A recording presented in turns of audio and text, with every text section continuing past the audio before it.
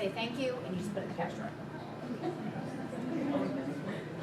Okay, well, I've told you what happens if you overserve. Sean is next. He's going to lead you right down that road, right into the courthouse. He's going to show you how to serve. Thank you. Can you guys hear me okay? I'm not a big microphone guy, so this works out pretty well for me. So, again, my name is Sean Freeman. I'm with Gray Eagle. We're the Anheuser-Busch wholesaler.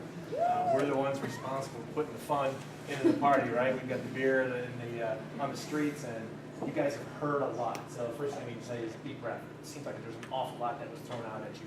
So we do that purposely, and we work with our retailers all the time to provide this information, this service. The whole idea is this: what is this? Just common sense. It's just to kind of bring it up to the top of mind, that you guys can remember it and go about your day. This is supposed to be a fun, enjoyable experience for you guys. You're here trying to raise money for your particular charity.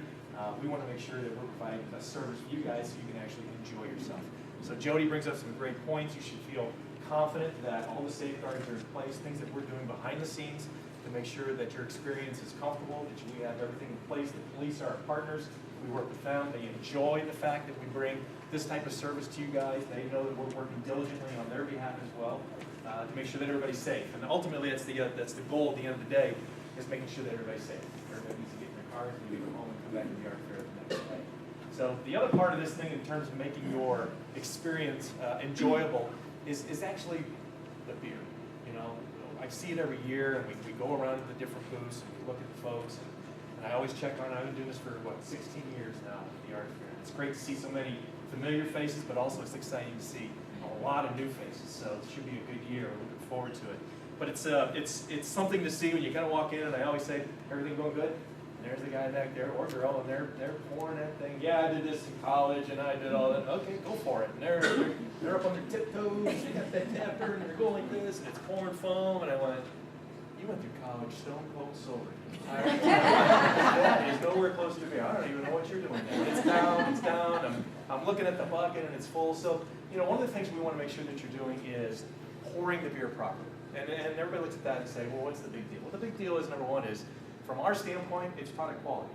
We want to make sure that our product is served in the intended use. And when we look at that, and the big argument is the collar foam. What's with the collar foam? You know, the guys who sit there and go, I want my beer until it's slopping over the sides. You know, we get that. That's not the way it's poured. The way it's poured is with a nice collar foam. And the reason for that is a couple things. Number one is, in our business, it's great to be able to have the product release the aromas of the beer. And that's what that CO, that's what that carbon dioxide, that's what that collar foam, which you can smell what the product's going on the hops. And particularly when you start getting into a lot of craft beers. You can start picking up on hop notes, citrus notes, like in Shock Top. You can kind of smell that orange citrus, coriander, those types of things like that. If you don't put the collar foam on it, it's just liquid, and there's nothing going on. Two is, it releases the carbon dioxide in the product. So draft beer is obviously something you keep consuming like that. If you don't do that, it just sits in your stomach, and you just get that bloaty feeling. We encourage even bottle drinkers to pour it in a glass. It releases the collar foam. There's a great demonstration. I don't have it here. It's a great demonstration we give to our servers when we go into our restaurant. We take a bottle of beer and we pour it nice and slow down here. Not one collar foam. Take another one, we pour it in the way it's intended. Nice collar foam. We take a napkin. We go to them and say, this represents food. So this guy comes in, he's starved. He's ready to go. He's ready to tear into a steak. He orders an appetizer. He's ready to order that. You serve him that, and there's no collar foam. So this first appetizer that goes in the stomach, when there's no collar foam, it just erupts. It just kind of goes boom. And this napkin, you guys can try it at home if you want. But that napkin, just like, well, that's what food does in your stomach. It hits that beer, and it just erupts, and the carbon dioxide just expands in your stomach. Well, that $35 steak now goes down to an appetizer and a salad. Her ring goes down from a $50 ring to a $20 ring, and her tip goes like that. All of a sudden, they go, seriously? Out of all of that? And that's the way they work. So, obviously, a few things that go into that. The final element is, it's profitability. There's a big swing between the amount of liquid that goes into a 16-ounce cup when you're putting the collar foam and when you don't. And when you're looking at over the number of barrels that you look at and going through for the art fair, it's a difference of 20 to 25 drinks per barrel. So a half barrel of beer is 1,984 ounces. If you're putting 16 ounces straight up with liquid, that's 125 servings. You're putting the collar of foam on it, it jumps up to 145, 150. So from a profitability standpoint, that bodes well for you guys. It bodes well for the art fair.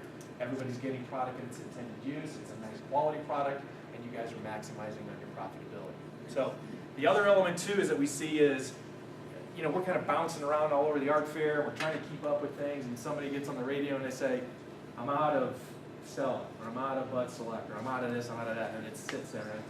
So while we encourage you guys to make sure you're doing that, we'll try to get there as quickly as we can. One of the things we thought we'd do too is kind of just demonstrate very quickly how to change a barrel. And it's just such an easy process that you're gonna look at it and go, I'm not even calling the radio. So I thought I'd bring a couple props.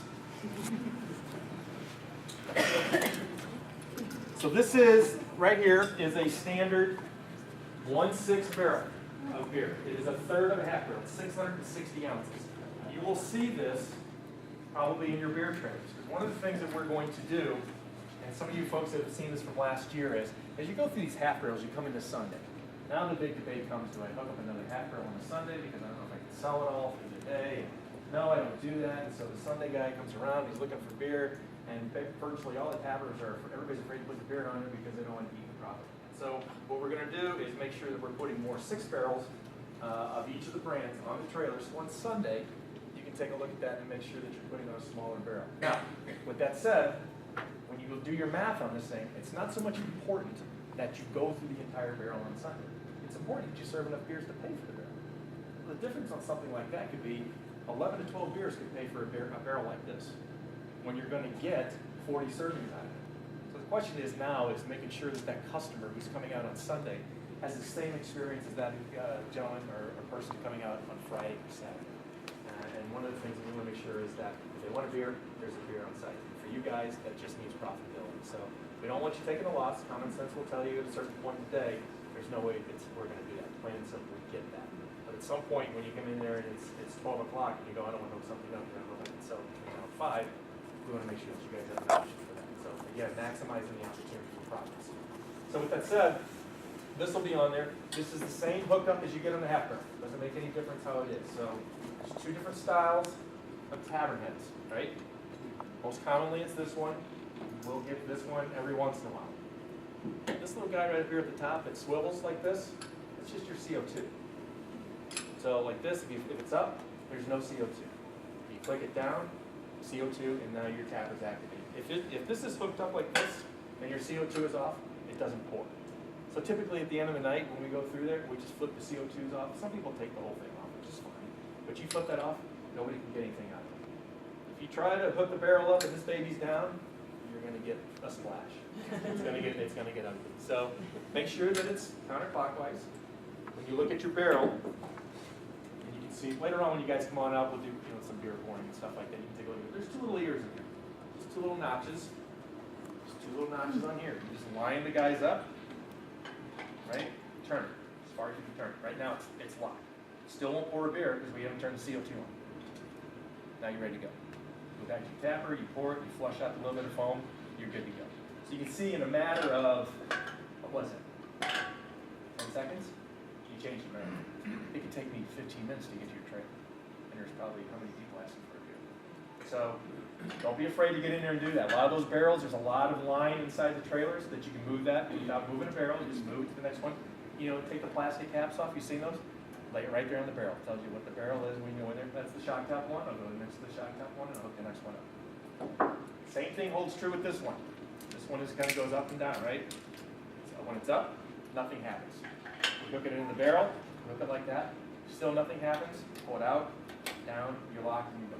And away you go. So again, something to kind of get over there. Make sure you guys are pouring correctly. So one of the things we want to make sure we're looking at when we're pouring is on the trailers. Now the trailers are designed to pour a lot of volume. Trailers usually maintain a temperature somewhere around 32, 34 degrees. We've had very, very hot days when there's the yard fair, and sometimes you walk around and I go check on the trailers and there's a person sitting in the trailer on a half barrel just trying to cool off. How you doing? Good. Good to see you as well. People put their purses in there. They'll put a number of different items in there. That door goes open, the door goes closed, the door goes open. Once you lose the cooling power in a trailer, you're done. There's no way you can recover. I mean, we can throw ice on it. You can do whatever you want. So what we encourage people to do is not go in and out of the trailers. In the front of the trailer, in the nose, there's a little compartment up there, and usually I encourage people to put their purses in there if you want to do that. There's a padlock on it. If you want to put your things in there, typically that's where cups are. But certainly that's a place that's dry, so it's out of everybody's sight. So if that's something you want to do, but in the back of the trailer, no way. And particularly those barrels, you always want to hook the first ones up closest to the door. Those are the ones getting hit with the hot heat. So again, try to keep the doors closed as much as you can. This is nothing but decoration. So when you're looking at this, I see an awful lot of people. Again, remember that story I told you about the person up on their tiptoes doing this? Well, that's what they're doing. They're taking it to the top, and they're kind of open it like that, and they're hesitating. Well, as soon as you get just a little splash of foam in there, that cup's done. Because what they'll try to do is do this, and then open it up, and then it'll come all the way up, and then it'll go like this, and they'll go like that, and they'll go, what the hell? You know? It didn't work that way in college, and then they dump it. And then they go right back and do the same thing. And I'll sit there going, just stop. Just hold on a second. So really what you want to be able to do, stay on your feet. No tiptoes. Unless you want calves like footballs. Grab this at the bottom, right? Just grab it like this. Take your cup sideways. Open it up hard. Let it come up. All the way up. And then close it down. So when you're looking at that, that's a pretty good collar foam right there. That's a good looking product. That's got good profitability. And I need to serve that to the gentleman in the back of the line. That's how it's done. You're going it right. Your guy in the back of the line is going, give it to me. Give it to me. Let's go. That looks good. Speed it up a little bit. What's on tap right that? now? What's on tap? Is it Bud Select? That is Bud Select on tap. That is Bud Select on tap. So again, the idea is be aggressive with it. When we see a lot of people too, when they pour that, they're pouring that like this. And they're letting the beer come all the way up over the stanchion right there, the faucet, and they're putting it down. See all that kind of running around over there? It's a food product. So you got a food product that's sitting on the faucets out there in the hot heat. Next thing it's going to come up there. So what we encourage people to do is every once in a while, if it does happen, if you got a little water, throw the water on it and clean it. But really, this is the first time you saw me pour that, it never touched the faucet. So ideally what you guys can do on that is go your entire shift pouring just an awesome beer, maximizing your profits, great quality. It pours perfect. Nobody's getting frustrated. Nobody's dumping stuff down there. The contest is when you look at the bucket at the end of the shift, and you got barely anything in there, that's a good shift. And you guys have done well with that. So that's just a couple of different things, a couple easy tips for you guys to remember while you're going through the art fair. How to change that barrel very quickly until someone can come to you. Talk about Sundays. Work with your supervisors in terms of your volunteer coordinators. Talk about Sunday. What do you want to do about that? I mean, certainly that's your call. But we learned that in one other event, and we watched that when we hooked into it. We paid for that barrel in about 15 minutes, the way we did that. So, questions? Anything?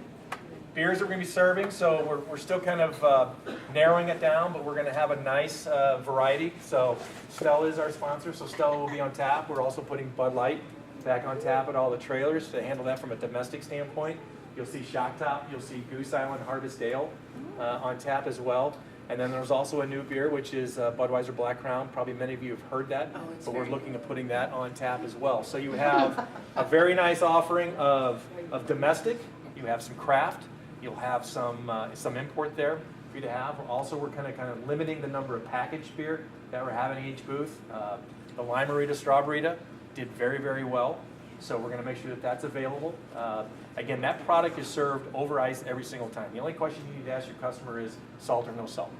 It's just boom, over ice. It's an 8-ounce can going in a 12-ounce cup. You put the ice on it, it's a perfect pour, and away you go on that. So we've even we're kind of promoting the Mixerita, if you will, where we kind of blend the two together to give you a different taste profile. Certainly you're encouraged to do that, but somebody else has got to order one too, because you got to have these in your hands. So, what questions you might have? Yes, sir.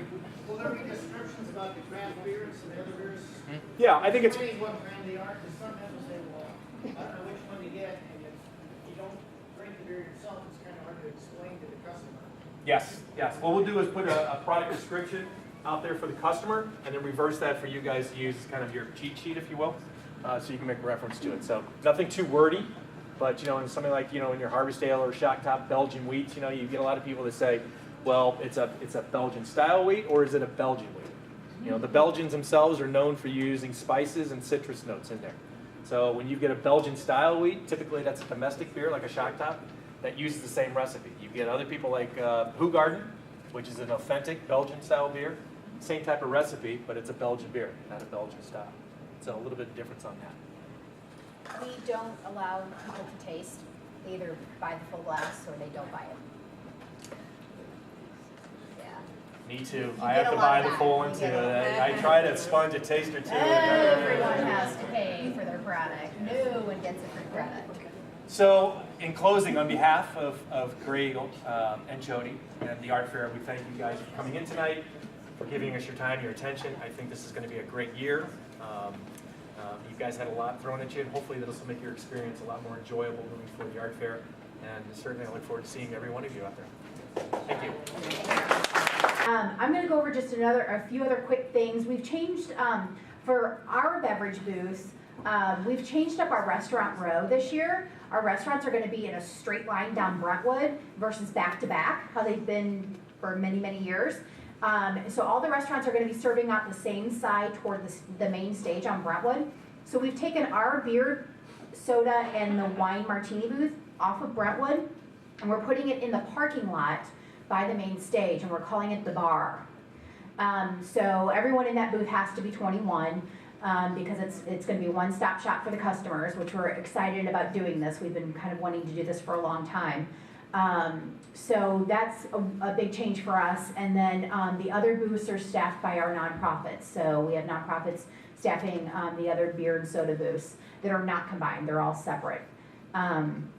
So for, we haven't really talked much about soda. Soda will be serving Coke, Diet Coke, Sprite, and bottled water.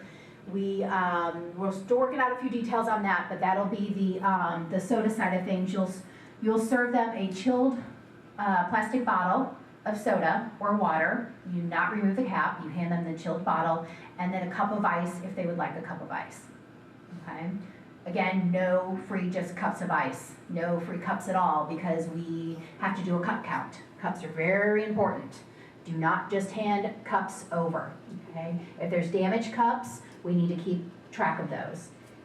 So our nonprofit groups are and your booth captains, you are responsible for training your volunteers within your booth from the meeting that we had last week and the guidelines, okay? And then we'll take care of our volunteers with our committee chairs.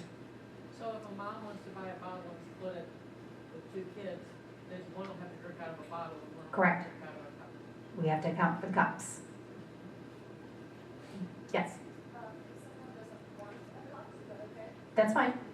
Obviously, they want a beer, they have to have a cup. There's no bottles handed out. Everything is poured into a cup.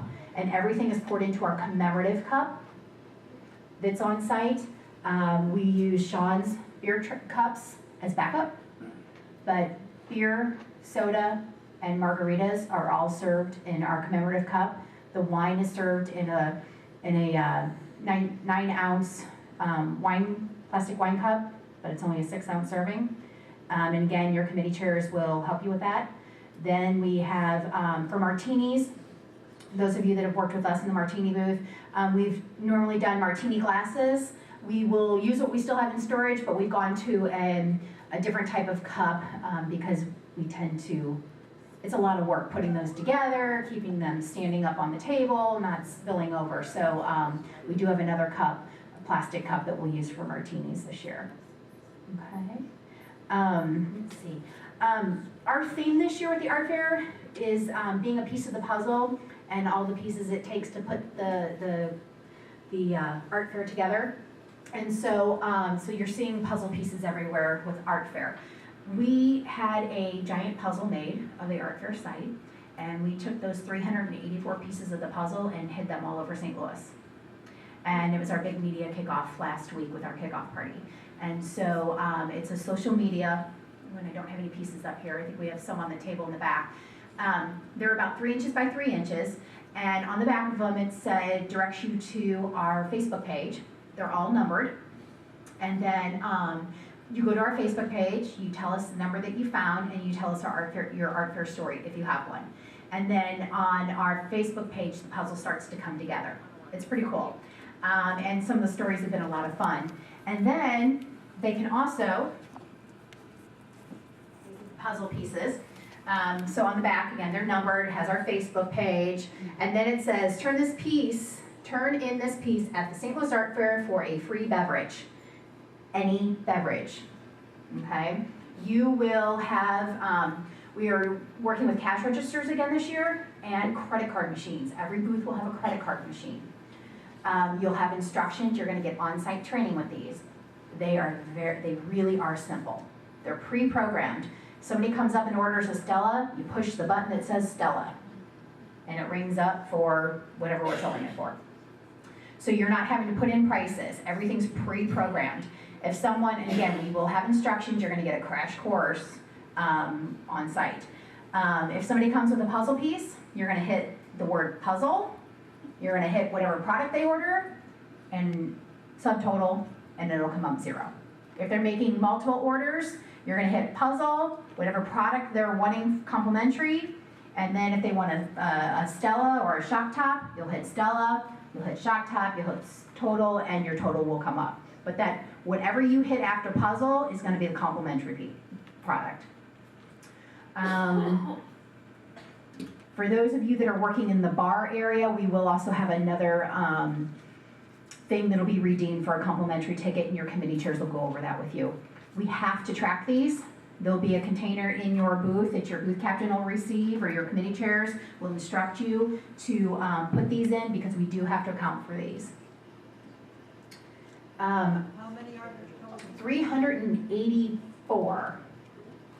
Typically, you see what, 1 to 2%, when you do something like this, maybe 1 to 2% actually redeemed. Yeah.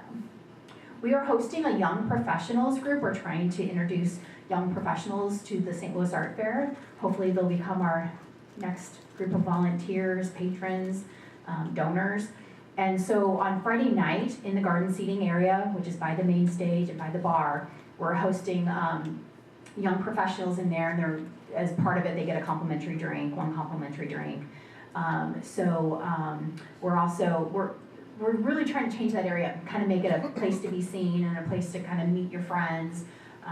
So hopefully that'll go over well for us this year. Again, Sean mentioned the beer product. You'll get refreshed on that and prices when you show up to your booth. Ice, we had the restaurant meeting on Monday night, and the health department was there. He had told me of an incident last year where you have a tub of clean ice that whether you're pouring your you're filling your cup for your margarita, or you're filling your cup for your soda. People were placing their personal drink in that. Please don't do that. We have to dump out the whole thing of ice. Okay, that's clean ice. The only thing that should be in there is the scoop to scoop it out into the cup wet. Okay. No refilling cups. Again, that's a health department issue. You cannot refill cups. And again, it's also an issue because we do a cup count. Your inventory will be off compared to your sales. We have recycling bins. They can put it in the recycling bin or take it home. Okay. Let's see. I think I've covered everything. Yes. Scoop stays in clean ice? Yeah, it's fine to stay in the clean ice. I wouldn't take it out because then it becomes contaminated. Doesn't somebody scan? Well, you've got the handle. If you've got it leaning up, I mean, if you set that onto something else, Not in the cup outside? if you've got a cup, yes, you can stick it in the cup. That's a great idea. That's a great idea. Typically, you set them on the edge, and the handle's on the edge of the tub. Okay. Hand washing sinks. For the health department, there's a hand washing sink next to every beverage booth. That's so that you can properly wash your hands. If a scoop does fall onto the ground, set it aside and grab a new one. Okay, and then at the end of the night, we'll take those that have been, that have fallen on the ground or what have you, and we'll get them cleaned. Okay, health department will be coming around and inspecting the booths. We have to take out the permits for those. So if you do have any issues, again, contact your bar manager. They'll get hold of us if they're not able to answer any questions. Plastic gloves. We have plastic gloves that'll be available as well. Like we have to pump alcohol cleaners and stuff. Yeah, we'll have hand sanitizer as well, but by law, by the health department, we have to have a hand washing unit. Okay. Are you getting extra scoops, right? Yes, there'll be extra scoops. Anything else? Yes. Yes, and we went over this with the groups. Water, so the big gray tubs that we have soda water sitting in, we ask you to bail out the water if it starts to get too high. That cannot be dumped on the street. It cannot be dumped in the plants. Really, I didn't realize that, I mean, the reason I was told we can't dump it in the plants is because they're on scheduled watering, but it's actually the city of Clayton, and I don't know if I'm gonna get this right. They receive grants for some of their plantings and stuff, and if that's considered contaminated water. They could lose their funding. MSD laws, you cannot dump into the sewer system. So what you have to do is you have to take it to the porta potties. Doesn't sound, but that's the best thing that we can do. At the end of the night, Public Works does come through and siphon out the water. They leave some in there, but they siphon out most of the water. So unless it's really, really hot, you're probably not making too many trips bailing out that water. Mike?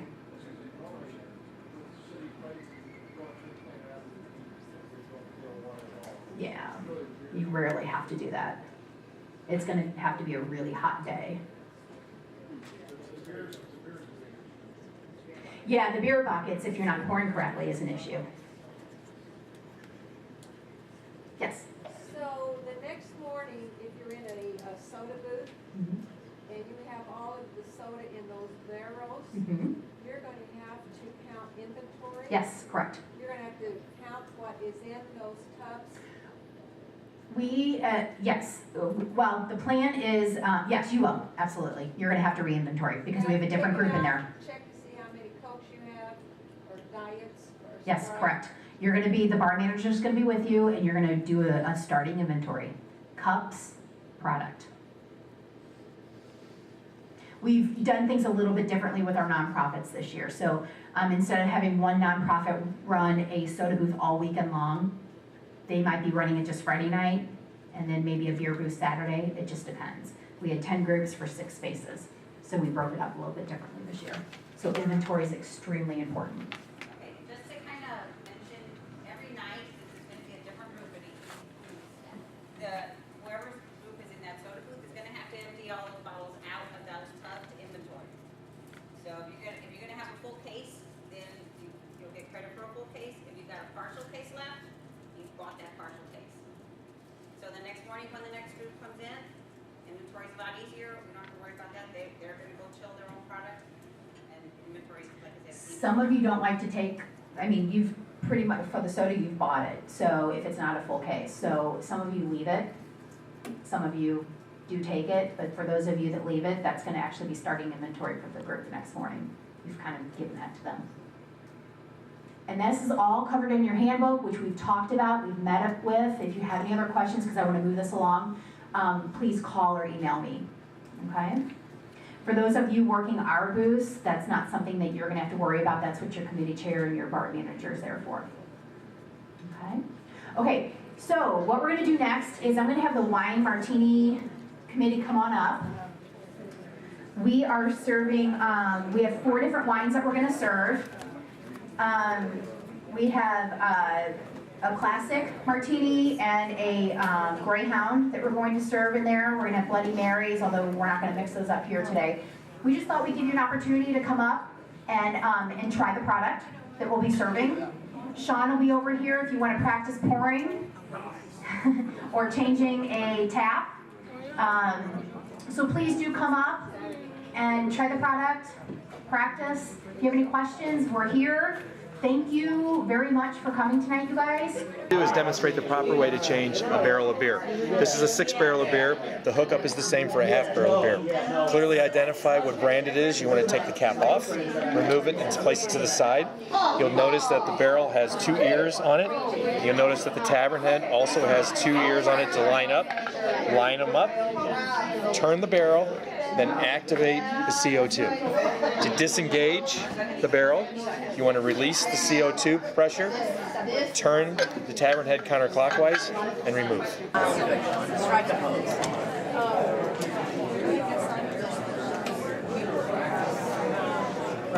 Did you want to try?